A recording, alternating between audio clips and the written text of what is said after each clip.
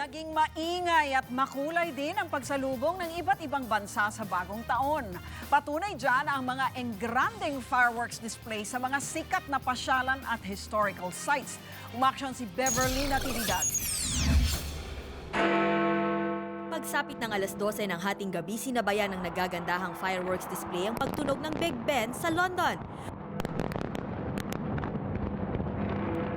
Hudyat ito ng pagdiriwang ng bagong taon. Nagliwanag ang River Thames sa higit 12,000 fireworks na ginamit sa selebrasyon. Nagbistulang giant LED screen naman ang sikat na Arc de Triomphe sa Paris, France, nang mapuno ito ng light display. Sa kabila ng nangyaring Paris attack, masayang sinalubong ng mga Pranses ang bagong taon. There's a lot of security presence here and the crowd has been great. Everybody has been in a good mood so far, so it's nice to be here. Tuloy din ang selebrasyon ng New Year sa Germany sa kabila ng terror threat. Bagamat kinansila ang biyahe sa ilang tren, marami ang nagtungo sa Brandenburg Gate para saksihan ang makukulay na fireworks. Todo bantay naman ang mga pulis.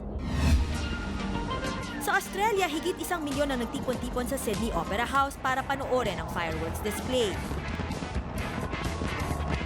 Tema ngayong taon ay City of Colors. Napuno naman ang makukulay na fireworks ang kalangitan ng Rio de Janeiro sa Brazil. Nagliwanag ang baybayin ng Copacabana Beach. Matapos ang countdown, diretso sa beach party ang marami.